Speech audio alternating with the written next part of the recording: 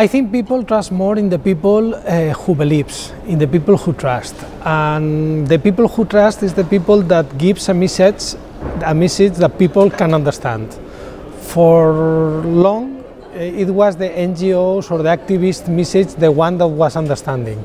But it was because scientists were not telling what we were doing in the lab and what was the utility of that. This was our problem.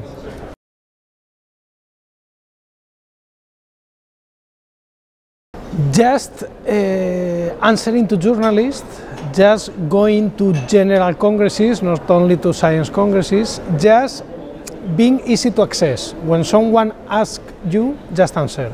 It's so easy. Or maybe you can open a blog or try to write a book, but only by answering journalists, it's a good starting.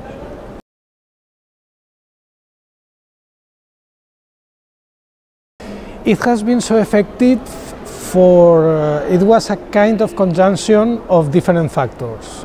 The first was that the environment organization like Greenpeace there were some campaigns like the whale campaigns or the nuclear campaigns that were getting exhausted. People was kind of tired of that. Then it was the thing that the first company that had a GMO for commercial purposes was Monsanto, which was an American company. So when the activists started doing noise with GMO, none of the European companies did anything or opposed to that because, you know, it was a kind of getting rid of the competence. And the third factor was all the mad cow affair in the early year 2000, where activists related that to GMOs, although it has no relation with GMOs. So these factors made this campaign very effective in Europe, but not in other parts of the world. If you go outside Europe, there is no an anti-GMO current like we have here.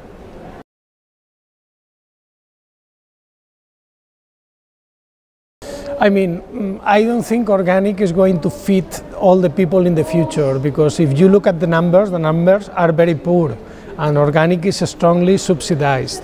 So if you take subsidies, if you take the money, organic will disappear.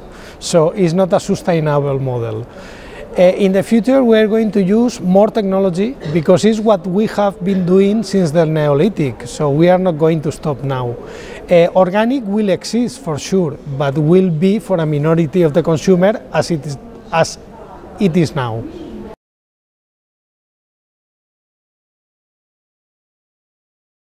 I think the point is that at this moment of the history, food is safer and we are producing more and better food than in any moment in the past. So it's time to start eating without fear.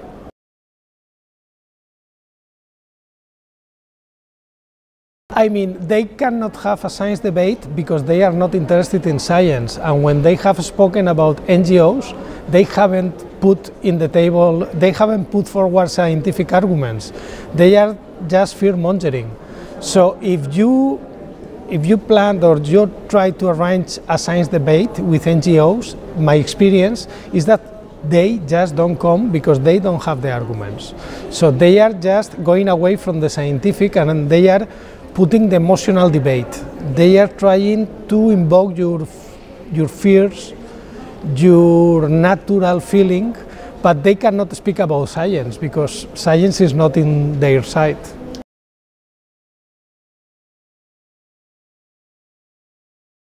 Explain what is science about and explain why science is good for the people. Once people realize, activists will have to change the campaign. In fact, I think they are doing. I mean, the GMO campaign, it's going weak and weak and weak because they know they are running out of arguments.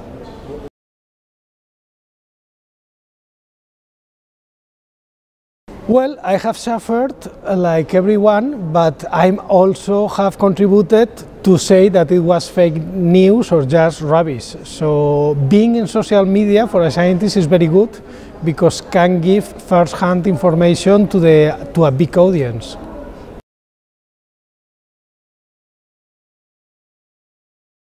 The thing is that activist always says that people don't want GMO, but that's not true. That's a plain lie.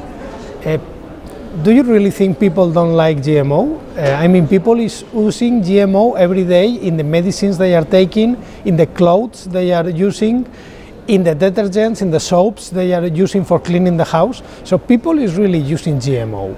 So the thing is that they don't know they are using GMO, and they don't know what this technology is doing for them. Once they know, they are not against GMO.